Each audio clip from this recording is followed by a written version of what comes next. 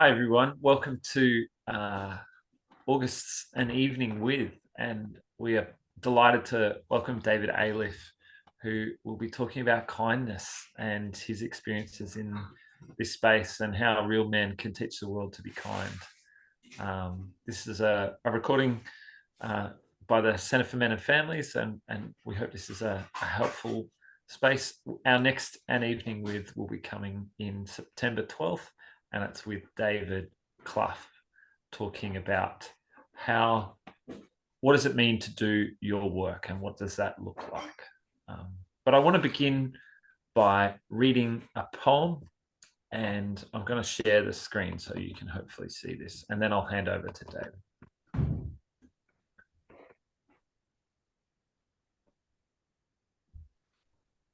Okay.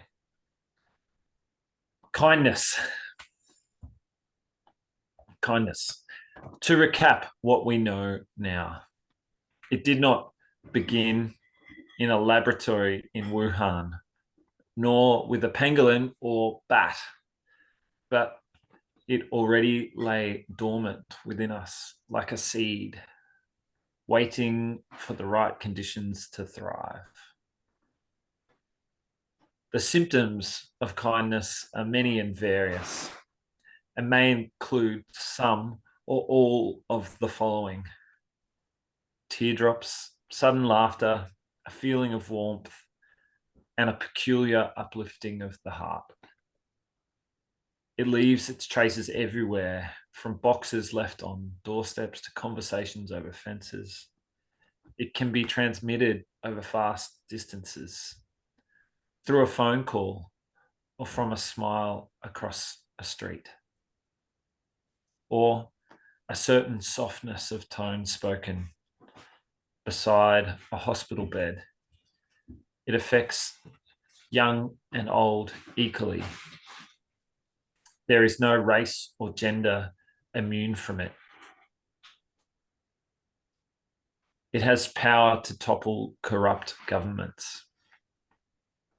If one person were to pass it on onto just three others, and they in turn were to pass it on to three more, in no time at all, the whole world would be full of it. And where, might we ask ourselves, would we be then? That's a Brian Bilson poem called Kindness. And so without any further ado, I'd like to hand over to David and say a big welcome and thank you from all of us at the Centre for Men. And this will be heading out to all our people who've paid for the whole year of An Evening With, and some who have bought tickets but weren't able to join us tonight. So thanks so much, David. Over to you. Thank you very much, Paul. And that poem is just beautiful. It's everything I would want to talk about. I guess you can see behind me, that's a screenshot of my website, which, yeah, thank you. And as you can see, there's on the left, well, what size is it for you? On the left-hand side of the screen as I'm looking at it is the book, The Zorzels, which is currently in getting ready for being published. It's going to be mostly a flip book, as a downloadable flip book. And the illustrations are being done by a guy in the Philippines that I found through one of the websites that is there for finding people. He's a lovely fellow. He's got two little kids, one who's 5 years old and has Asperger's and can't speak. So I'm hoping I can help him find, the resources to help his son. But he's a lovely fellow and he's been really good with what he's been doing for me. Paul, I might just share my screen now, if that's all right, and I'll take people through. I got really, I guess, very upset is probably the word, over time with, there we are. I'm going to do that and I'll turn the sound off. Can you still hear me? Yep. Great, because he put an AI audio onto it, and it's an American voice, and it's quite good actually. It's quite scary how good AI is, but it's not what I want it to be, and it's still a little bit robotic. So I'm going to do what I was always going to do, which was to record it myself. Because of having been through so many wars as we have since I was born in 1954, and growing up in those years, I remembered all the horrors of, the First World War, reading about it and so on, Second World War, all the American TV shows where America saved the world so many times. And, I always struggled with cruelty, and I struggled with hatred and all that sort of thing. And I guess in during COVID and seeing the mixture of fear and kindness and all kinds of things happening, I started to think, I think actually what started me off was a former prime minister and, the award system we have in Australia, where lots of wonderful people are recognised for the beautiful things they do for our society and our world. But I've always been aware that there are many, many, many more who will miss out on being recognised. And people who do kind and good things don't do it to be recognised. But I'm also aware, just as that poem said, kindness it's intimating kindness is like a virus. You do something nice for someone and it's pay it forward. And you train children to look for kindness and they do that. And so you look at things like the Trump in America, who appears to me a man who totally lacks any sense of kindness.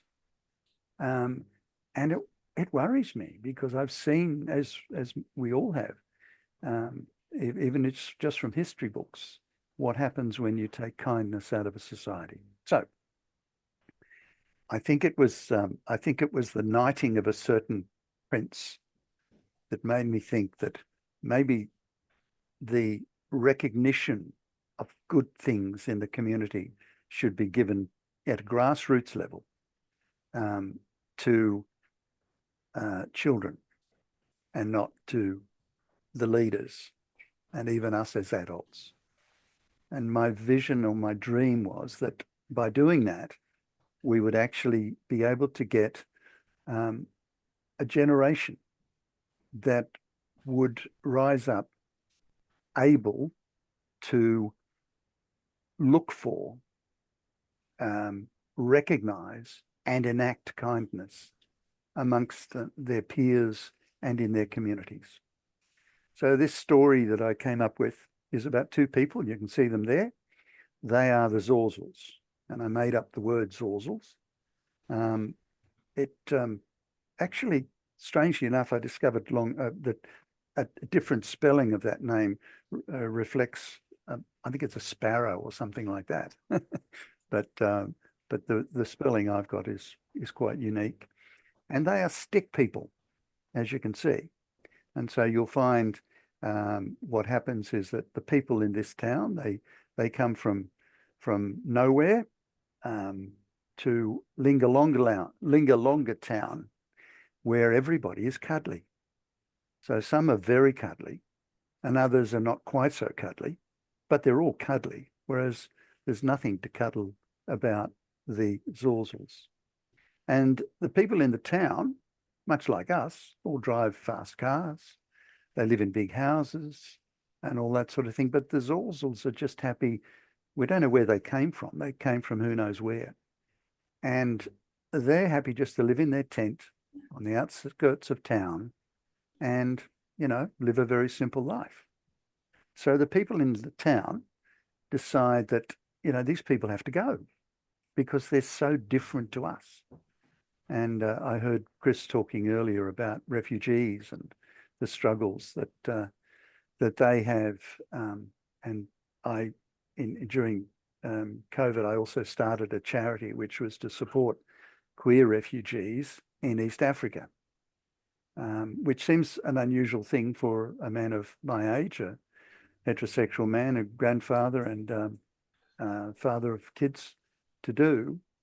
But I have a church background. I don't attend church these days, but I headed a mission organization for a number of years, and before that went even further whole hog by being part of a cult. So I've got quite an interesting story.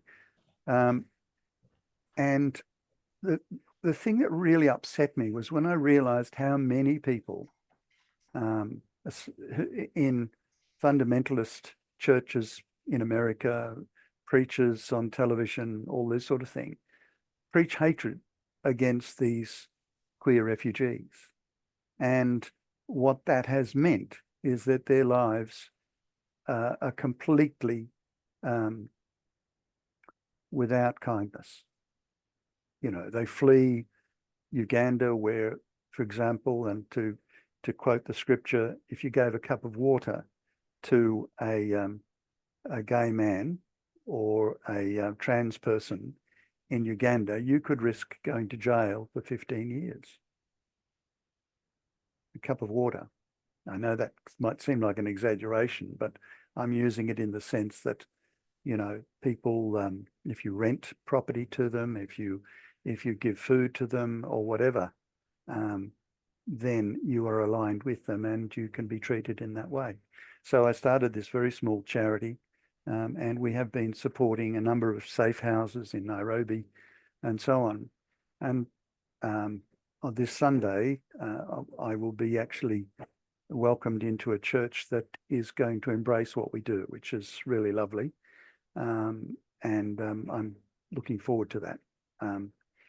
Coming back to the book. So the book is to try and to, in a small way, impact the next generation.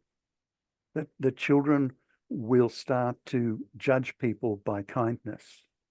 And so these people, the Zorzals, are supposed to be thrown out of the village because nobody wants them to be there. The adults don't want them because they are so different. That's the reason. There's no other reason. They're different. They live differently. They act differently. There's nothing cuddly about them. And what happens is the mayor is called to, I don't know what to think of the drawings. You can tell me later. The mayor is people of the town plead with him to call a meeting to decide what they're going to do with the Zorzals. And so he calls a big meeting. His name is Mr. Big, by the way, and it's at the big town hall. And they talk about getting the Zorzals to leave. And then just a couple of people stand up and start telling stories, because there's one characteristic that these Zorzals have that some of the adults in the town seem to have lost, and that is that they're kind. So what seems to happen, and they don't understand why, but every time something bad happens to the children or to other people in the town, the Zorzals seem to just appear on their tandem bicycle. And Z Zorzal, the wife, comes along with her thermos of tea and her feel better biscuits, and she gives the feel better biscuits to the person and a cup of tea and sets them on the road again. So the children plead for them to stay, and the end result of the book is that this kindness that we heard about in the poem is spread, and they create the Zorzal Award to be given to people in the town. And for the children every month decide that on the first of the month, they're going to choose someone, either in their class or in their community, that will be given the very simple Zorzal Award of Kindness. And then the mayor decides that on the 1st of December, every year, the person who is most kind in the village will receive that award. So that's the story. It's very simple. And my crazy, crazy dream is that I can get people all around the world reading this little book and then trying to change their communities, children, doing it with their parents' help, with their teachers' help. And I dream of a time when a nation won't choose somebody like a Trump. People in Russia don't get much of a choice, really, do they? And probably many people in Russia wouldn't choose Putin. But if kindness was the disease that we all suffered, then the possibility of people rising up, and it actually says that in the poem, to take positions of power would be limited. So it's a massive dream, and maybe I'm a bit crazy. Maybe I need a fair bit of this medication that I'm going to get that'll stop these ideas. But that's really it. So I thought I'll stop there and see what you think. Thanks so much, David. And yeah, round of applause for your amazing book that you've created. I'm just going to remove the spotlight for a moment so we can all see each Thank you. That's really, really wonderful. Feel free to jump in with any questions or reflections on your end, team. But I suppose one question I might ask is like, what was the prompter for you to kind of really, you may have touched on it a little bit, but maybe you could draw out a little bit further. What was it for you that made kindness such a personally, like, was there particular events in your own life or things that you remembered? Oh, that's why I understand now, looking back, why kindness became such a central part of who I am. Look, I think I've always, I've always had a great interest in, faith, religious faith, but I've sort of departed from it these days. And who knows, maybe one day I'll go back. But in the cult years, I wrote a book about that with my brother, and it's available on Spotify as an audio book, and I did it as a print book as well. My brother wrote, wrote the outside story, and I wrote the inside story. So when I joined that group, I was about probably 19 or 20. I was a young journalist. I'd worked in suburban newspapers.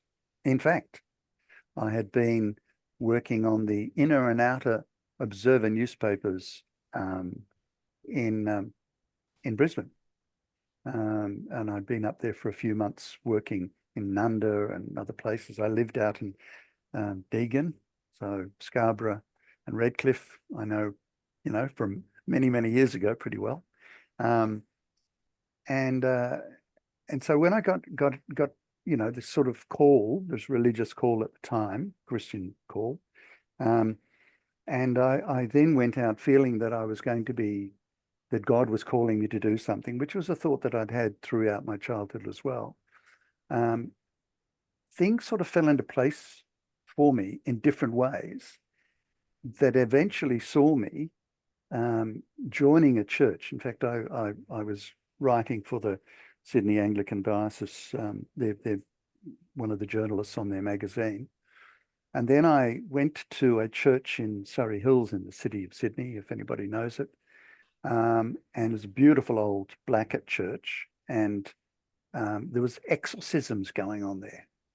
And I went there because of my hunger as a journalist to get stories, and this was really unusual.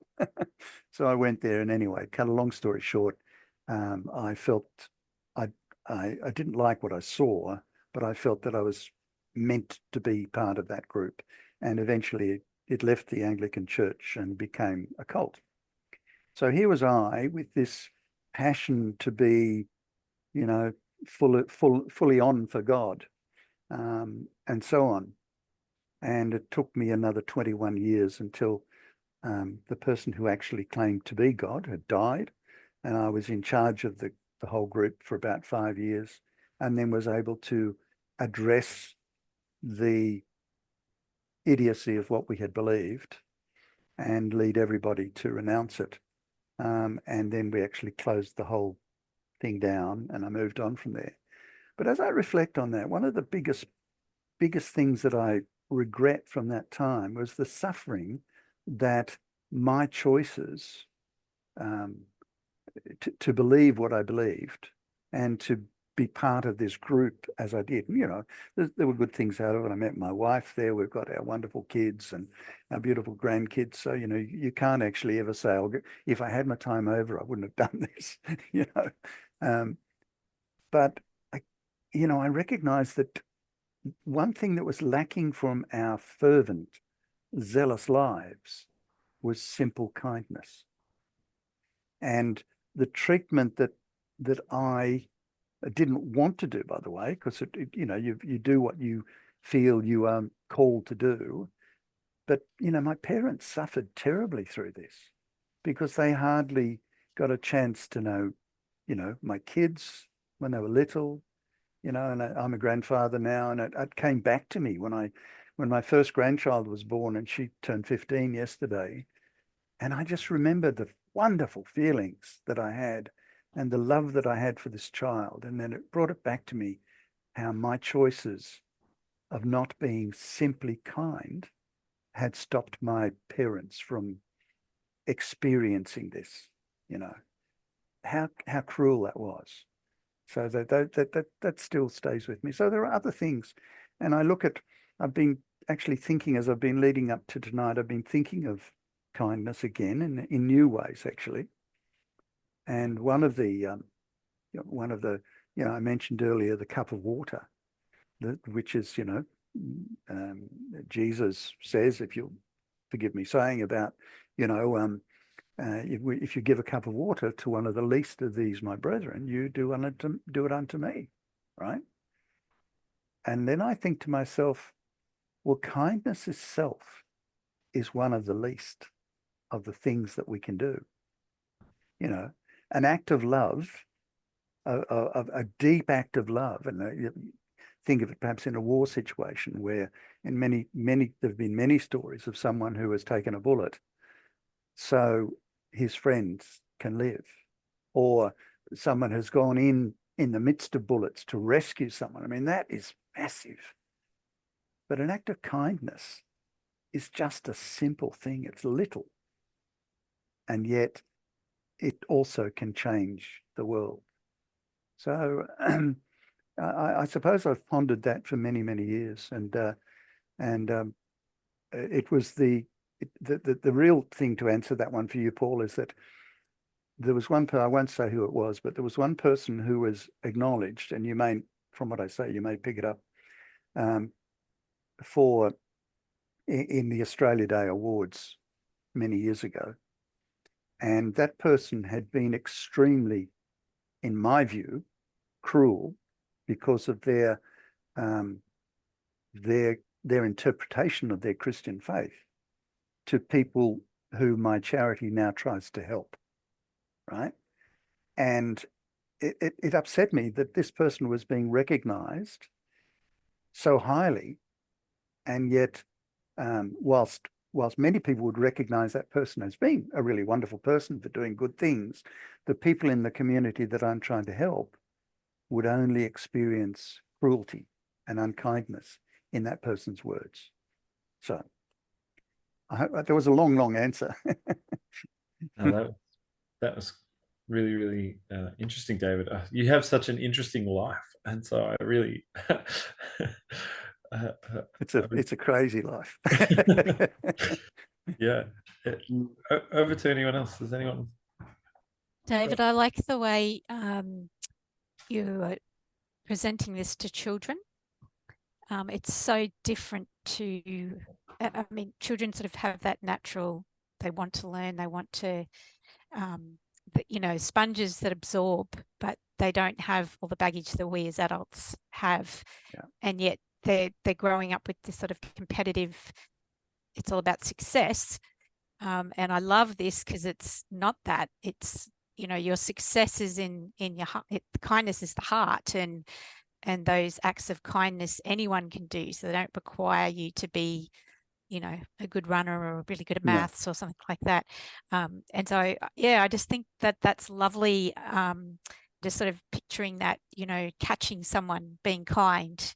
I've got a granddaughter and I kind of do that now, even she's nearly 3, but when she does something, like, I always call it out. Oh, you know, that's just so kind. Or, and that's so important, because when you know, when they get that, they'll take it and run with it.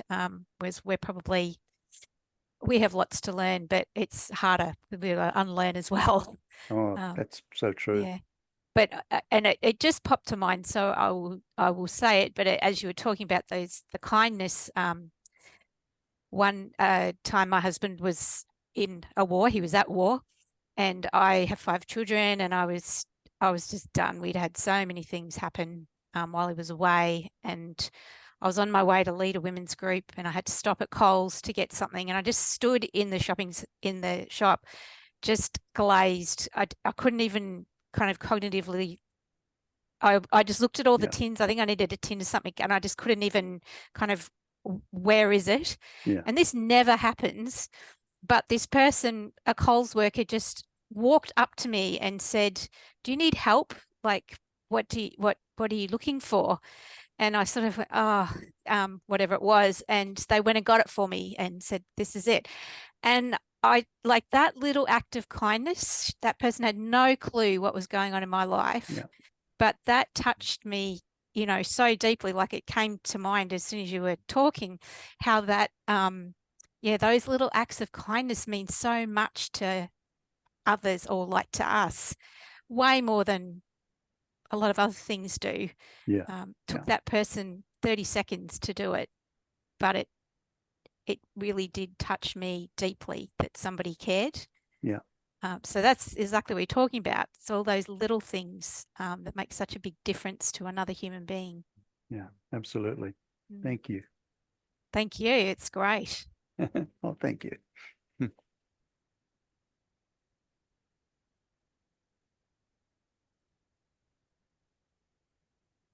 Feel free to jump in with a question or a reflection or comment. Yeah, jump in, Peter. Did you have something you were going to add? It looks like you. I thought maybe you waved, but I might have not seen the hand. You can unsee the hand. Thank you, David, for this presentation. I was part of the Evangelical Reformed Church back in Perth, and got jack of it. My wife and I got jack of it. But one thing, like you said, one thing they did lack was kindness. They were more about the Bible and what does the Bible say, and you must follow these rules, blah, blah, blah. But like, being kind to other people was never something that was told. It was all about how you should act, what you should do, follow these rules. But so many times in the Bible that Jesus says to be kind to others. It blows my mind. The other thing is, I'm part of the Refugee Action Collective here in Brisbane. Wow. And my grandparents were refugees from former Yugoslavia. And as I've got older, I've found myself to think about them and to try and empathise with refugees at the moment. For example, there's a protest down at Jim Chalmers' office in Logan here in Brisbane at the moment. They're doing it day and night because they want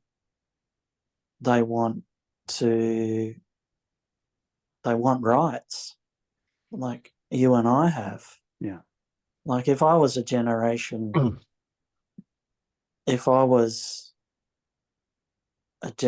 before my parents, I probably would have had the same issues they're having at the moment. Mm. And the issue is that they're on these visas called temporary protection visas, but they've got no rights. Yeah. They can work, but they can't go to university. They pay taxes to the government, but they have no other rights. Mm. So how is that kind? Not kind. No. No. Can I just make a quick comment here, because I've heard Peter at the gathering twice, just in little groups that we've been in or whatever, and I'm sure, Peter, you are a kind man from what I've heard. Oh, is it? There's, Oh, this is Emmanuel, by the way. Sorry, I don't know if you can see. oh, I'm sorry, it is Emmanuel. Yes, I know. Yeah. Sorry, it was just Emmanuel. Oh, sorry. Thank you for what you said. I think that, yeah, I'd love to talk to you more later, actually. But no, I've heard Peter, who's a clergyman, speak a couple of times at the gathering in just small groups and things, and it is hard for good people of faith when there's so much nonsense out there that you know.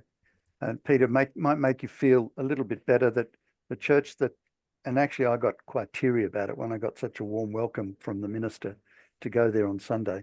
It's a uniting church, and they're really very, very much focusing on refugees and people who are suffering. So that's great. Mm. Mm. Since you've mentioned me, I'll because I had many years as an army chaplain, which of course is in a world where kindness just is put aside for the reasons of sorting out differences and has all the complexity that involves. Of course, the mateship carries with it a great deal of kindness, but still it's a violent world. Yeah. And my story is that I was preaching on the stilling of the storm. And my method of preaching is I must tell stories, although that's kind of half evaporated lately, but that's another thing.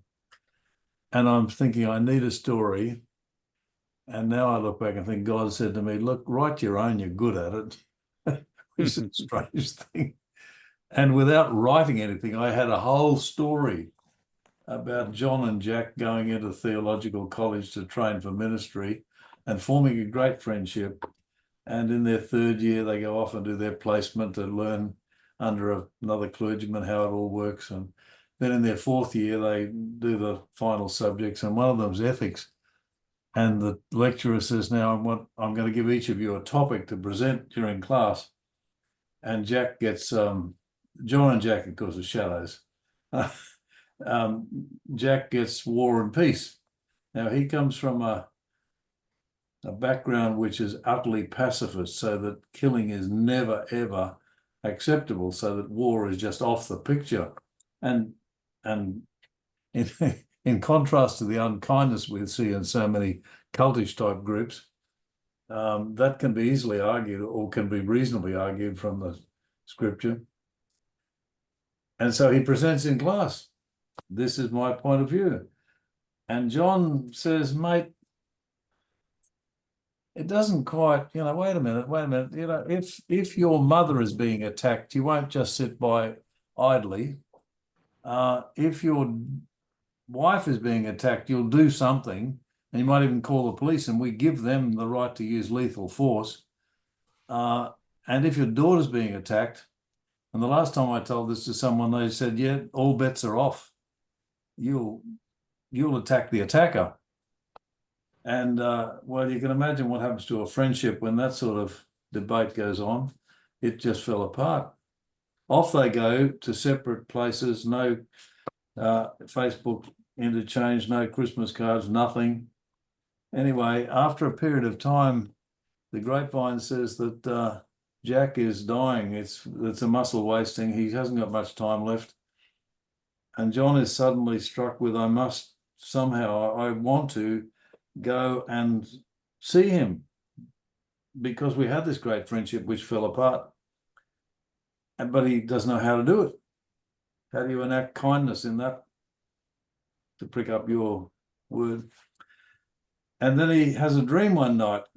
And when I'm preaching this, I say, of course, the experts tell us we all dream, but we don't remember them much. But he remembered this very clearly.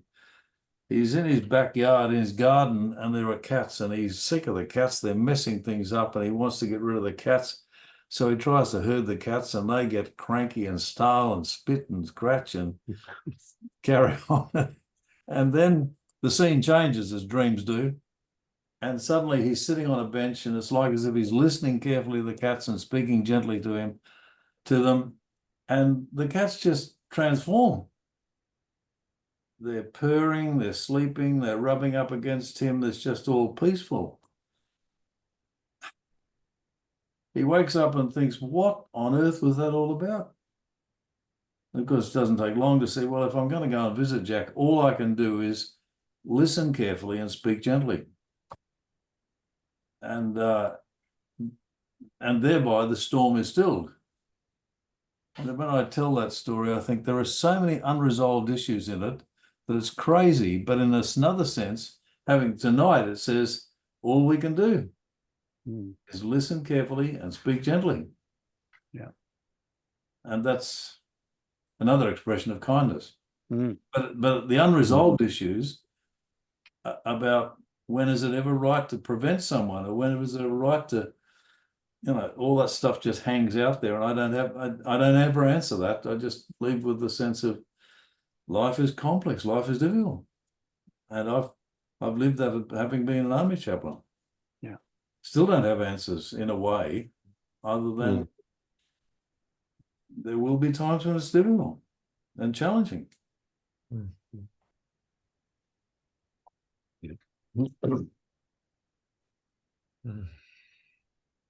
Yes. David, on your website, it's only just set up, obviously, the beginnings of it, because the links don't work yet, and there's lots of lorem ipses and all of those things that you normally see on. So what's the time frame with that? Because there's inviting links there, like browse the ebooks and listen now and read stories on the other screen here beside me. How long before you have wonderful things on there that we can point people towards? Look, because I'm pretty much doing it on my own, and that's I've actually asked the guy in the Philippines whether he can have a go at it. A lot of those things I'm going to remove, because I think I'm just going to focus on the book itself. I have got a Facebook kindness group, Kindness Changes the World. So yeah, time frame. At the moment, I'm just trying to get the book ready. As soon as I've done that, then I will probably, look, I can probably do it myself in just a few days, just fix up that website. So I'm hoping that I'll have it all ready to go by October, if not earlier. But if anybody's got ideas for help or anything, I'd love that. I want to start a foundation out of this. That's why the website is .org. The foundation would then go on to be, and I want to have little awards and things, so that in the poor communities, we're going to have little, like, a thing that could be printed out or something, a model that can be followed, so they can actually write something as an award, or they can create it in wood or something. But then for us rich countries, the kids will be able to buy a small medallion or something, and even have their person's name on it. And the kids themselves can actually wear a little medallion that says, "I love the Zorzals," or "We love Zorzals," something like that. Yeah.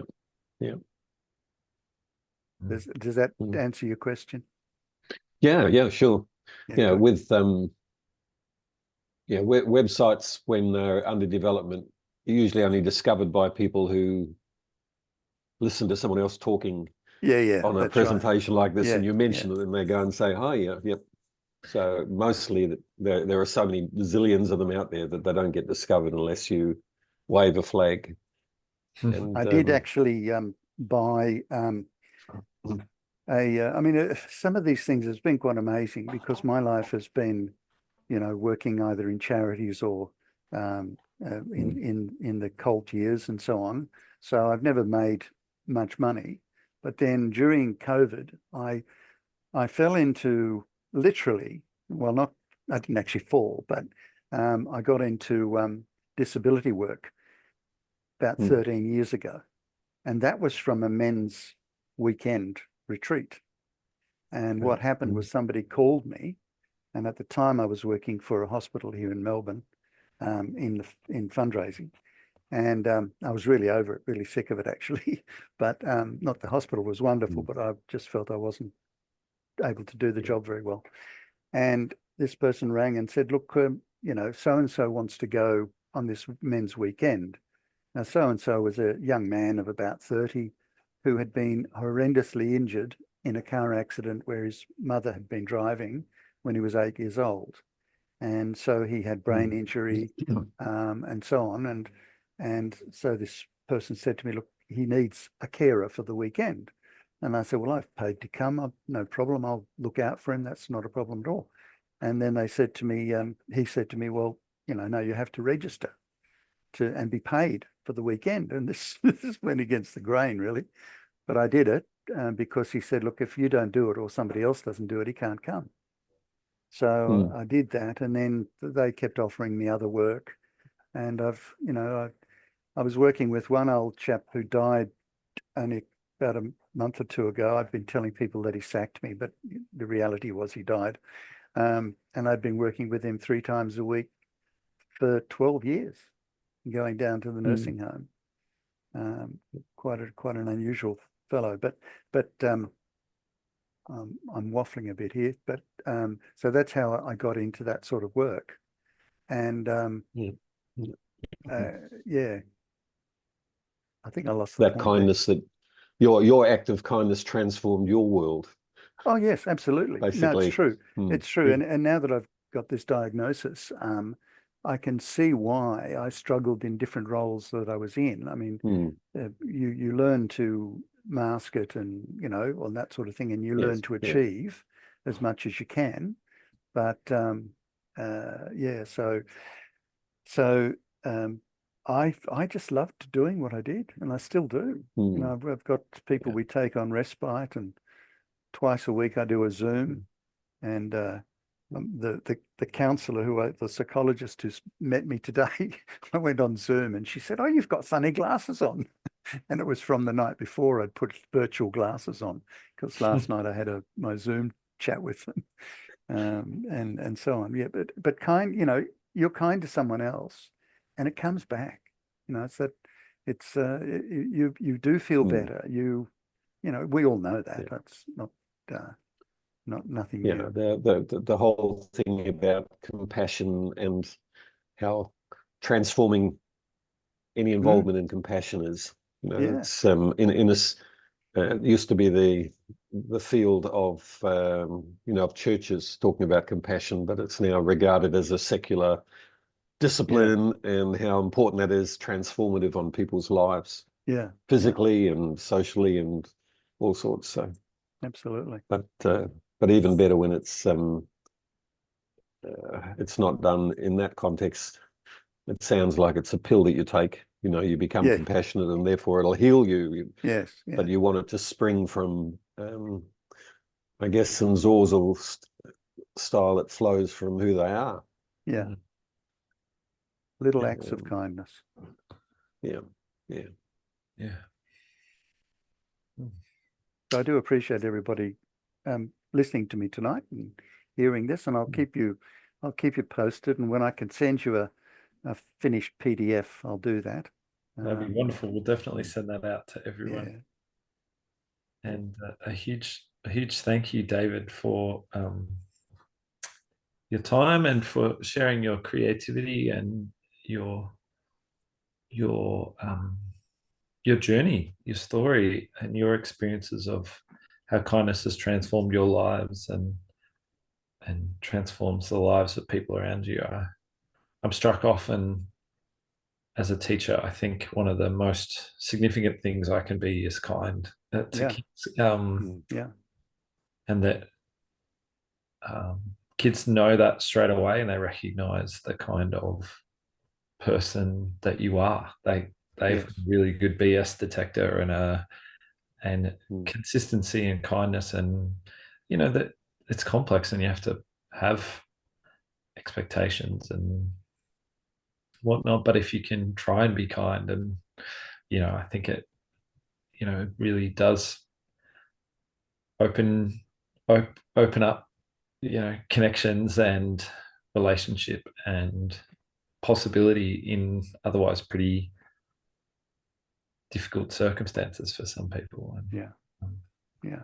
Thanks for sharing your story of that. And I wanted to see if there's any last kind of reflections or comments, or I think we've really had a chance to explore how men and women and really humans can model kindness as a way of being. And I think for men, that's a hard thing. We get told a lot to do, have a rough, put the mask on and hide that kind part, or hide that soft. There's a softness that's needed to be able to be kind. And a lot of men are told to kind of shut that down and be strong. And so if anyone's got any last minute reflections on what does it look like to teach men or young men, or what have you learnt yourself as a man, or as Janet, your experiences of what it is to have been in relationship with men who are kind. Any last reflections on that before we finish up? Maybe just a quick whip around. Any last thoughts? I see men being kind all the time. I do a lot of running, and it's often men that'll kind of move off to the side, or if coming to a little bridge, make sure that they've got room to get through. I sometimes feel sad. I think women are not always appreciative of men doing that, and either take it for granted or have become quite hostile, offering a seat on a bus and things like that. I've experienced all those things, and I'm always incredibly grateful. I think maybe the way that it comes across might be different with men, but to me, they're acts of kindness that somebody favors for me to sit down on a bus and they stand. That's kind. I think it's not just a verbal thing. It can be just a small action like that isn't just, but it's an action which maybe, I don't know, maybe for men that's more congruent. You can all tell me. But yeah, that's just my reflection, is that it might not be a verbal thing, but I do experience the kindness of men a lot in those other little ways. Yeah. Beautiful. Thanks. Thank you.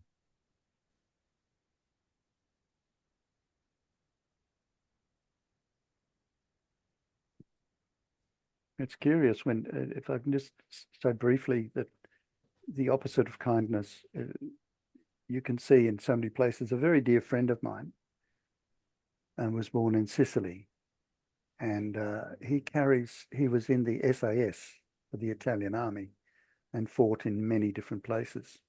And he carries so much grief because he the last of, I think it was 13 men who were part of this unit died the other day, and he's the last one left.